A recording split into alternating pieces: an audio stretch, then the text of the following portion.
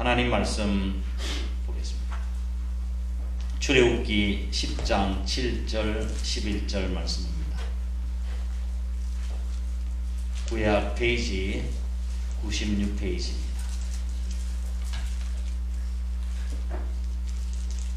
바로의 신하들이 그에게 말하되 어느 때까지 이 사람이 우리의 함정이 되리이까? 그 사람을 보내어 그들의 하나님 여호와를 섬기게 하소서. 왕은 아직도 애굽이 망한 줄을 알지 못하시나이까 하고 모세와 아론을 바로에게로 다시 데려오니 바로가 그들에게 이르되 가서 너희 하나님 여호와를 섬기라. 갈 자가 누구냐?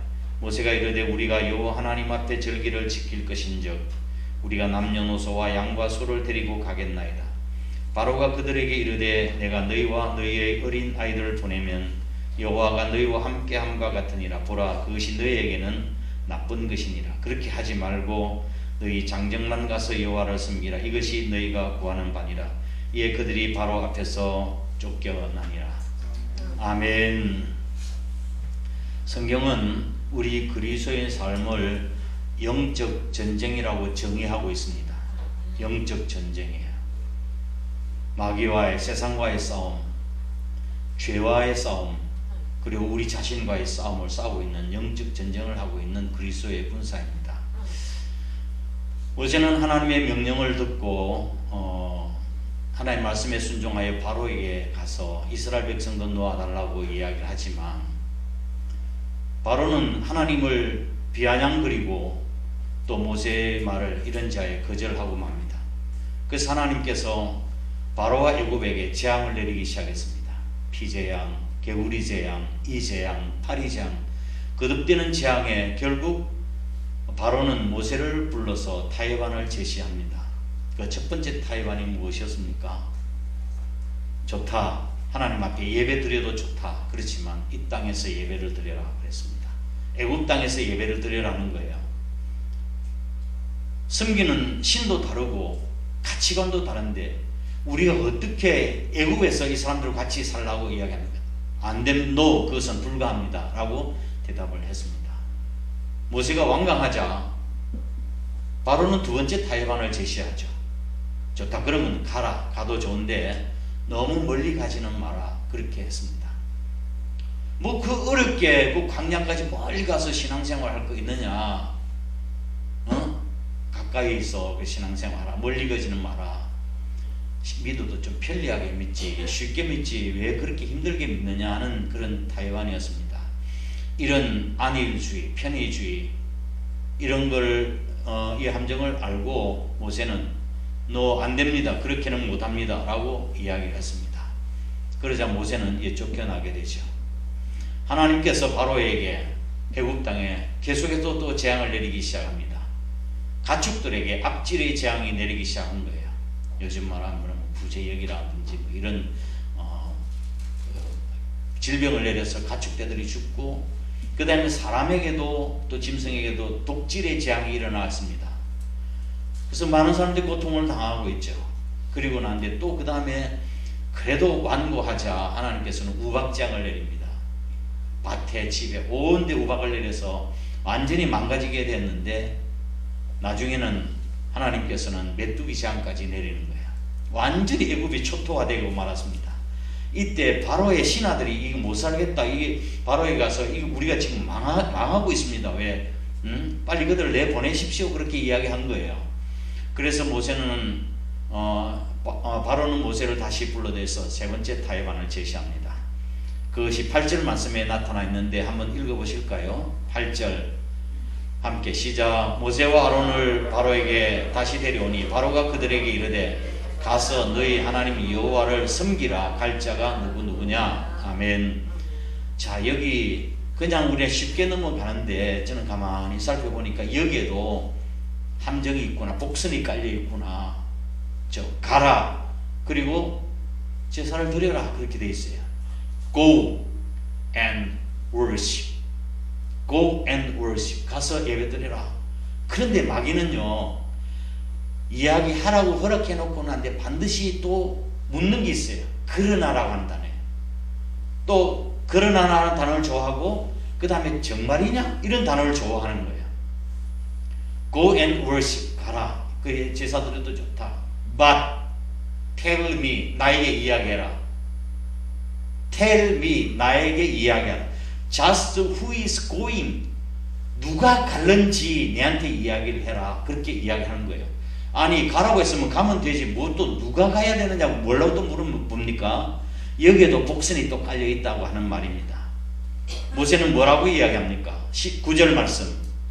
모세는 이르되 우리가 여호와 앞에 절기를 지킬 것인즉 우리가 남녀노소와 양과 소를 데리고 가겠나이다 라고 이야기합니다. 그때 바로는 11절에 그렇게 하지 말고 너희 장정만 가서 섬기라. 이것이 너희가 구하는 바니라. 이에 그들이 바로 앞에서 쫓겨나니라 되어 있습니다. 그렇게 하지 말고 장정만 가서 예배 드려라.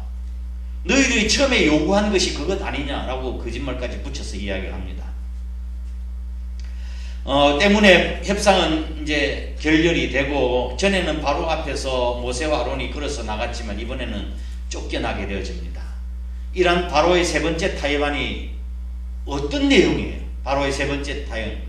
그렇게 하지 말고 너희 장정만 가라고 하는 말은 좋다 내가 한 발 양보할 테니까 너희들도 한 발 양보해.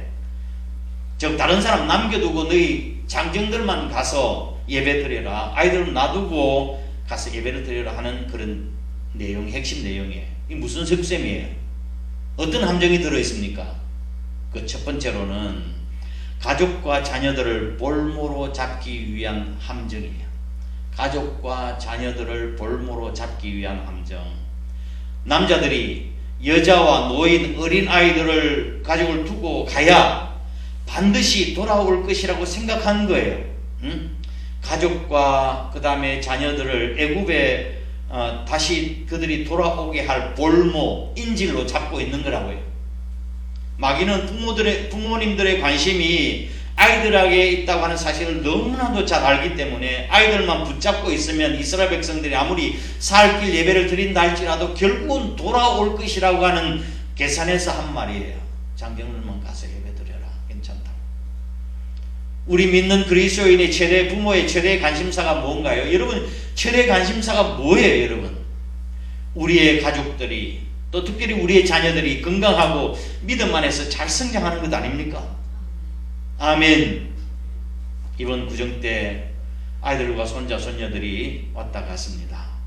2박 3일 동안 있었는데 제 아내는 몸살이 났습니다. 저는 새벽 예배 시간 2번이나 지각을 했어요.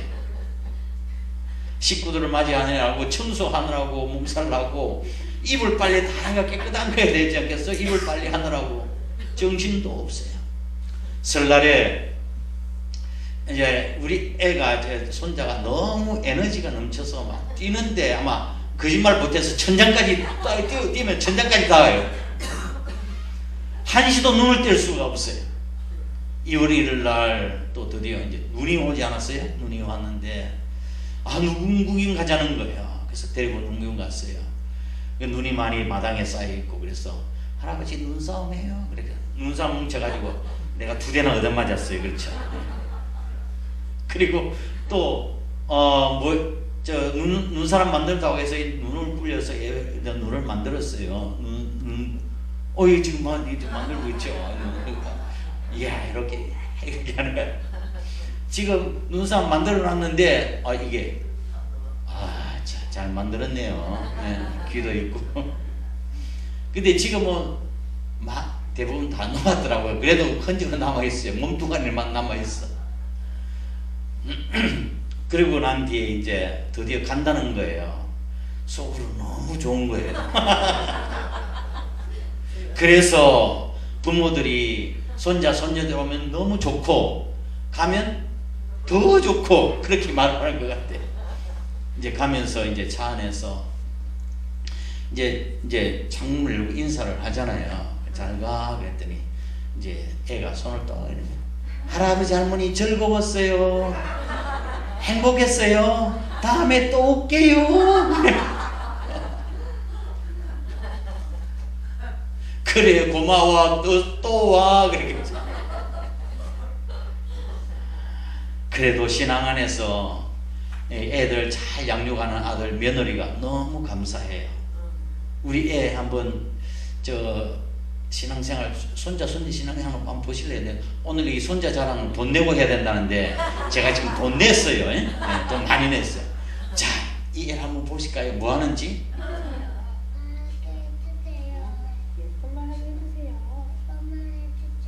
예수님의 이름으로 아멘. 큐티하니까 기분이 어때? 좋아. 너 날마다 큐티하는 거야? 오케이. 제가 지금 큐티하고 있다고 하니까요. 자, 시작. 나는 하나님을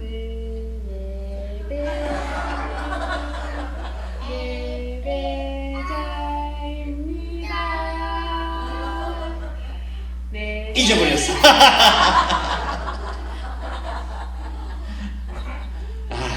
예배하고 예, 너무 이쁘게 잘 커서 감사해요. 믿음에서 믿음으로 우리가 모두가 다 하나님을 예배하겠다는 것의 결단이 우리에게 또 있어야 합니다. 우리의 자녀가 세상적으로 잘되고 성공하는 것 중요하지요.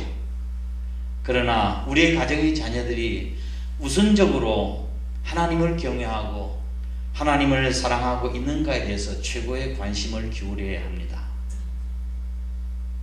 우리의 가정의 자녀들이 공부에 신경 쓰는 것만큼, 아니 10분의 1이라도 영적 생활에 관심을 두었으면 좋겠다는 생각이 들어요. 하루라도 학교 못 가고 학원에 한번 빠지면은 큰일 나는 줄 알고 있지만 예배에 빠지는 것을 별스럽게 생각하는 사람들도 있어요. 우리가 나중에 후회하지 않으려면 자녀들에게 신앙의 유산을 물려줘야 합니다. 현명한 부모들은 자녀들을 결코 애굽에 두질 않아요. 우리의 가정의 자녀들, 남편, 아내, 부모님들이 세상의 영역에 머물러 있다고 한다면 우리는 정말 애통하며 눈물 흘리며 하나님께 매달리며 기도해야 합니다. 엑소더스라고 하는 영화가 있습니다. 엑소더스, 이게 영화예요. 보이시나요? 엑소더스. 이게 주연 배우가 폴 뉴먼이에요. 폴 뉴먼. 우리 한국에도 저 영화가 상영이 되었어요. 영광의 탈출이라고 하는 제목으로 영화가 상영된데 스카라 극장에서 했죠. 그 뭐 주제곡이 우리가 너무 잘 알지 않았어요? 알고 있죠, 사실은. This land is mine. God gave this land. 하나님께서 이 땅을 우리에게 주셨다. 그런 유명한 주제가가 있죠. 이게 폴 뉴먼은 아메리칸 주이시예요. 유대인으로서 미국인이에요. 그래서 나중에 이 영화가 상영되고 난 뒤에 아랍 국가에서는 폴 뉴먼을 입국 금지의 명단에 올렸어요. 이 사람은 아랍 국가에 오면 안 된다고. 이 주제의 내용이 무엇인가 하면은 이스라엘 정부 수립에 대한 내용이에요. 우리나라가 언제 해방이 됐습니까? 1945년. 이스라엘은요? 1948년에 이스라엘 정부가 수립이 되었습니다.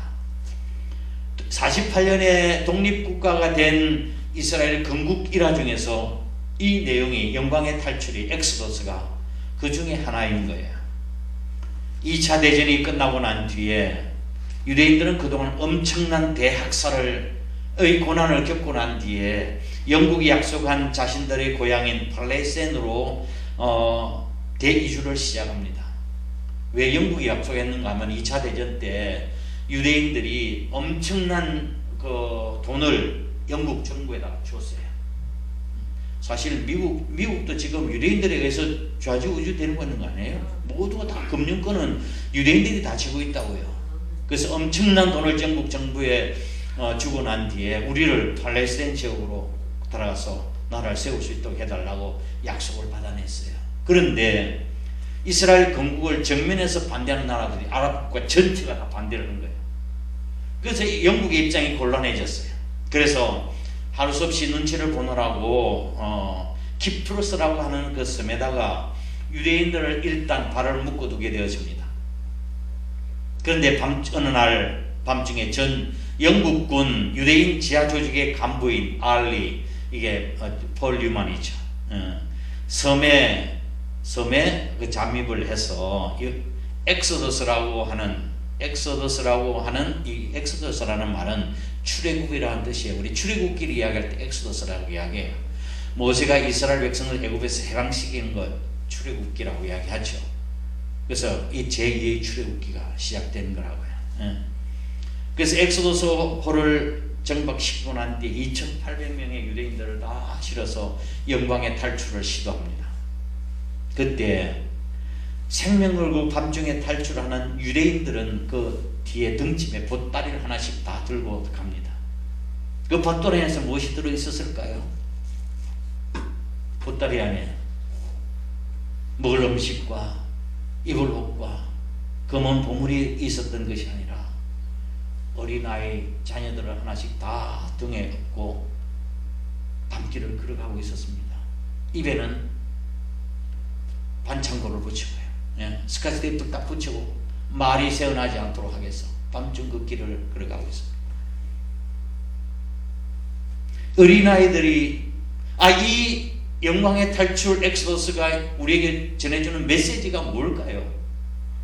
메시지음이 어린아이가 없으면 엑소더스 영광의 탈출은 의미가 없다고 하는 것입니다. 탈출의 의미가 없다. 오늘날 우리에게도 제2의 출애굽이 영광의 탈출이 있어야 합니다. 죄악된 세상 애굽에서 우리의 온 가족이 다 구원함을 받아야 됩니다. 성숙하고 구별되고 또한 거룩한 삶은 어른들에게만 필요한 것이 아니라 젊은이들에게 필요하고 나이 든 사람만큼이나 성결한 젊은이가 우리의 가정과 우리의 교회도 필요한 거예요. 아이들을 두고만 어른들만 가서 예배를 드리라고 하는 사탄의 함정에 빠지지 말아야 합니다. 이 사단의 제안에 대해서 모세는 뭐라고 이야기합니까? 9절 다시 한번 보겠습니다. 9절 모세가 이르되 우리가 여호와 앞에서 절기를 지킬 것인즉 우리가 남녀노소와 양과 소를 데리고 가겠나이다. 이 말의 의미를 좀 잘 마음에 안 다니는데 이 말을 확실하게 제가 설명하기 위해서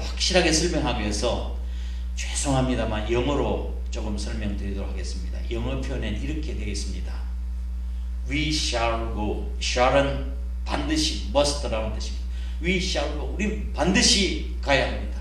첫 번째 왜? With our young 우리의 젊은이들과 함께 그리고 and with our old 노인과 함께 세 번째 with our sons 우리의 아들들과 함께 네 번째 with our daughters 우리의 딸들과 함께 with our flock 이는 우리의 양떼들과 함께 여섯 번째 with our herds we will go herds는 소떼들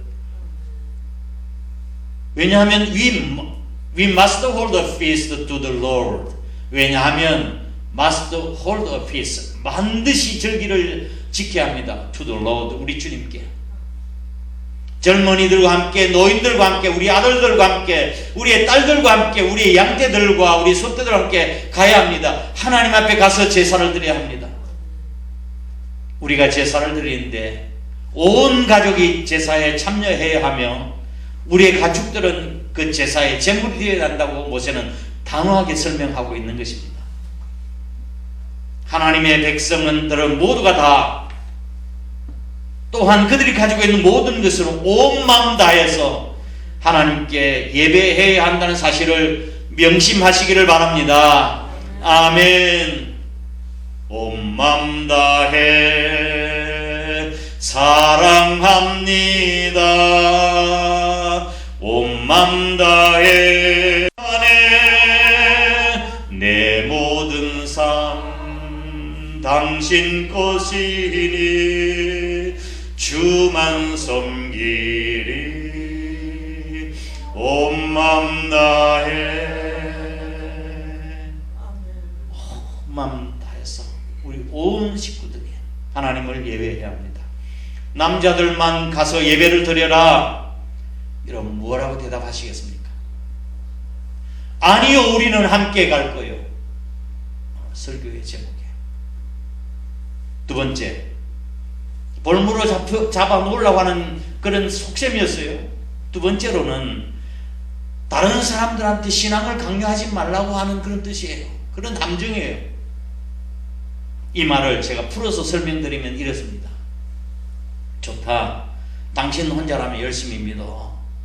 그리고 뭐 교회 봉사도 하고 충성도 다 해. 그러나 나와 내 자녀들에게는 강요하지 마. 이게 누구의 소리입니까? 사단의 소리입니다. 사단은 자기의 전략이 먹혀 들어가지 아니하면 어떻게 합니까? 아, 저 사람은 도저히 건들 수가 없다.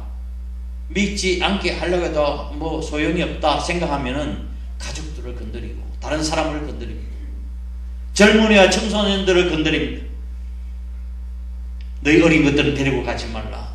그들은 그들 나름대로 문화가 있는데 왜 믿음을 강요하느냐고. 그들대로 놔두라. 믿으려면 너희들은 잘 믿어. 나중에 너희 잘 믿으면 자녀들이 저절로 잘 믿게 될 거야. 자유롭게 크도록 내버려 두라고 말합니다. 스스로 믿게 해야지. 억지로 믿게 한다고 되는 거냐? 여러분도 그렇게 생각하십니까? 그러진 않겠죠.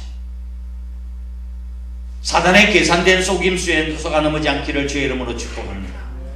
이런 달콤한 사단의 가문이슬에 속아 넘어가면 우리의 자녀들은 마귀에게 내어주는 돌이킬 수 없는 실수를 범하게 되는 것입니다. 자녀를 놓치면 모든 걸 다 놓치게 됩니다.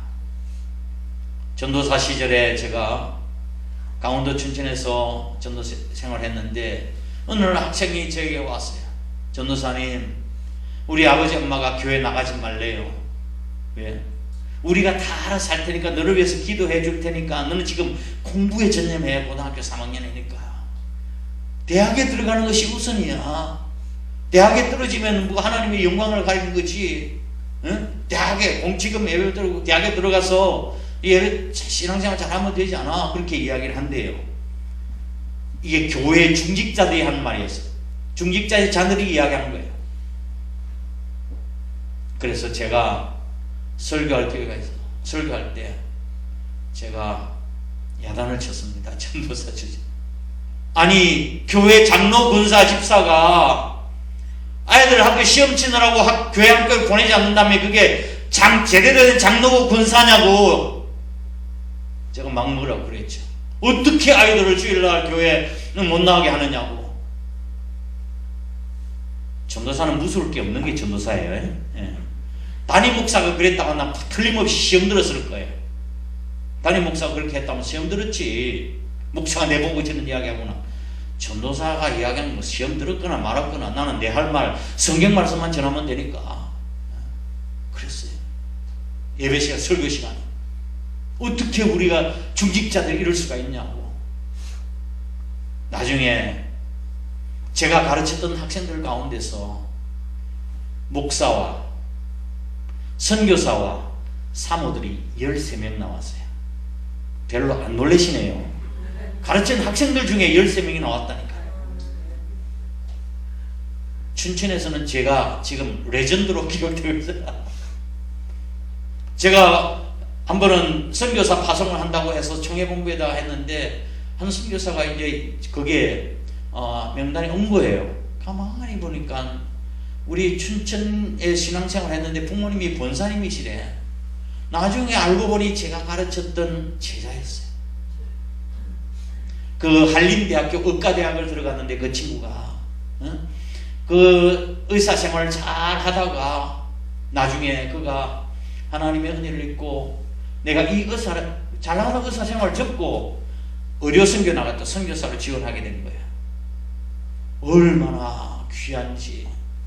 제가 그 선교사님을 전적으로 지원하고 그랬죠. 왜 사사시대가 암흑시대였나요? 사사시대를 암흑시대라고 이야기해요. 하나님의 놀라운 기적과 역사가 있었는데도 불구하고 왜 영적인 암흑시대라고 이야기하는가 하면 후손들에게 신앙이 계승되지 않았기 때문이었어요. 그 뒤로 여호와를 아는 자가 없었더라고 돼 있다.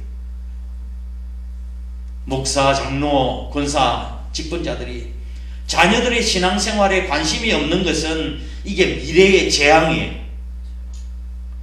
자녀가 공부를 좀 못하고 대학에 못 가는 것이 재앙이 아니라 우리 신앙이 부디에 이어지지 못하면 신앙의 큰 재앙이라고 하는 것입니다. 사실 뭐 좋은 대학 나온다 다 잘 되나요? 그것은 하나님이 도와주셔야 돼요. 제가 알고 있는 우리 집사님 한 분은 고려대학 나와가지고 시험 칠 때 다 합격이 됐어. 근데 정권사에 나중에 들어가 돈을 많이 벌고 막 김남 아파트로 큰 집을 지었는데 또 설교를 더 들으려나 내가 또 보내주면 친구의 보증서 가지고 싹 다 날라가고 무슨 그러니까 중요한 것은 하나님이 함께 하시냐 하지 않는가 더 중요한 거라고요. 구세군의 창시자 윌리엄 부스가 있죠. 그 부인은 캐서린 부스 여사입니다. 이 세계 지구상에서 가장 훌륭한 부모 가운데 어머니 가운데 한 사람으로 꼽히는 것이 캐서린 부스 여사예요. 6명의 자녀를 낳았는데 모두가 각자 자기들의 분야에서 뛰어난 사명을 감당하고 아버지의 전도 사역에 크게 공헌하고 헌신했던 인물들로 성장을 해서 양육을 했습니다. 사람들이 물었습니다. 어떻게 자녀들을 그렇게 잘 양육했느냐고 물었어요. 캐서린 부스 여사는 이렇게 이야기했습니다. 그것은 내가 마귀보다 한 걸음 앞섰기 때문이라고. 마귀보다 한 걸음 앞섰기 때문이라고. 나쁜 습관을 배우기 전에 좋은 습관을 가르쳤고, 마귀가 나쁜 생각을 가르치기 전에 내가 좋은 생각을 가르치고, 마귀가 나쁜 지혜를 가르치기 전에 내가 하나님의 지혜를 가르쳤고, 마귀가 거짓과 위선과 악을 가르치기 전에 내가 하나님을 가르쳤다고 이야기했습니다. 우리 인생의 가장 큰 비극은 응답받지 못한 기도가 아니라 드리지 못한 기도입니다. 우리가 자녀를 위해서 온 가족이 꿈을 위해서 열심히 기도해야 합니다. 오늘날 우리는 방송이나 매체를 통해서 끔찍한 소식들을 듣습니다.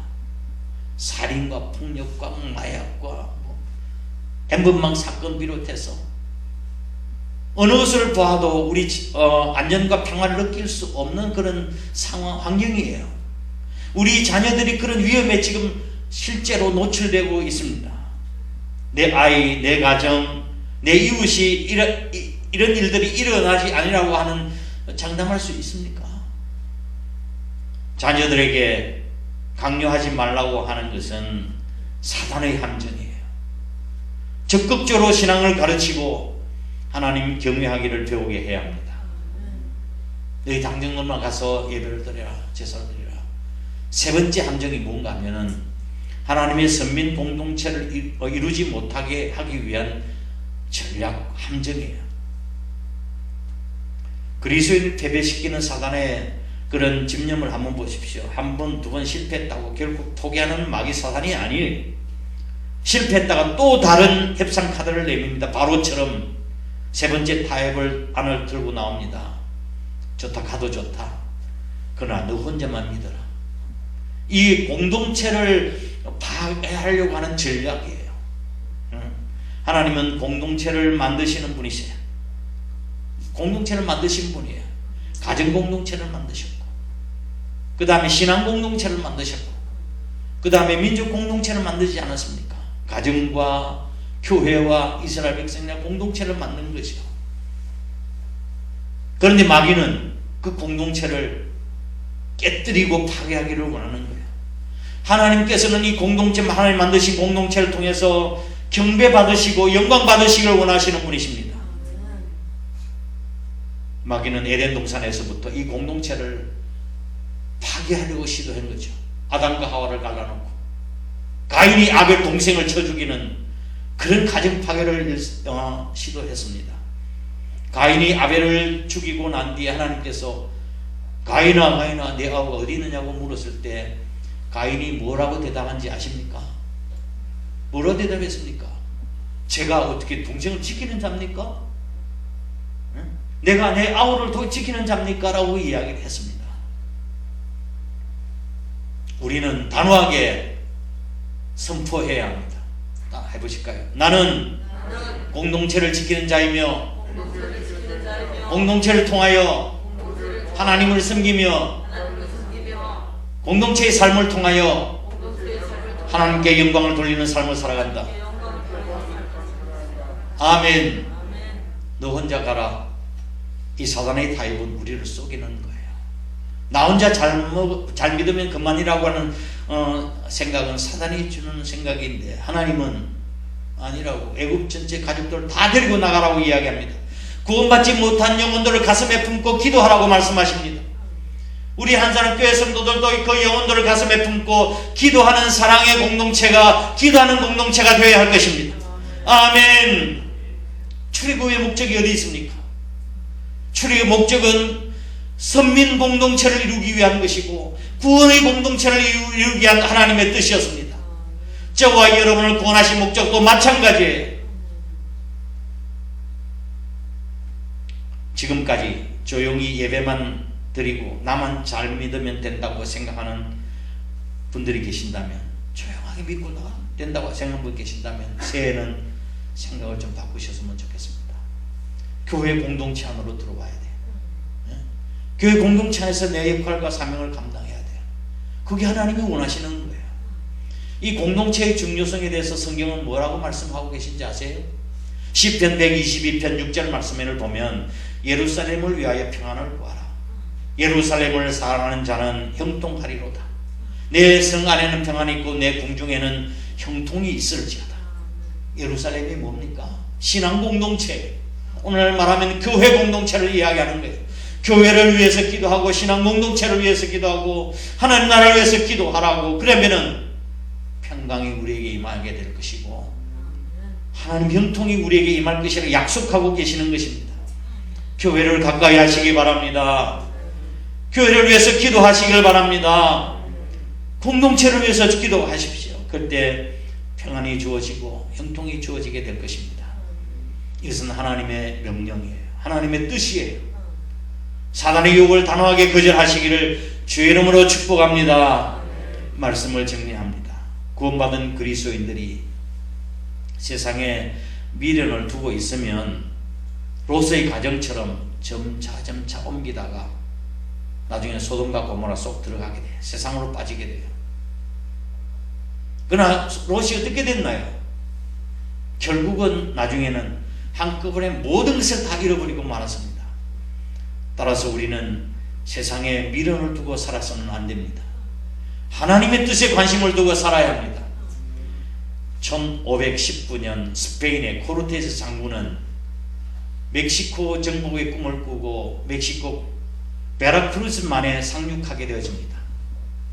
상륙하자마자 코르테스 장군은 군사들이 다 보는 앞에서 배에다가 기름을 붓고 불태워버립니다.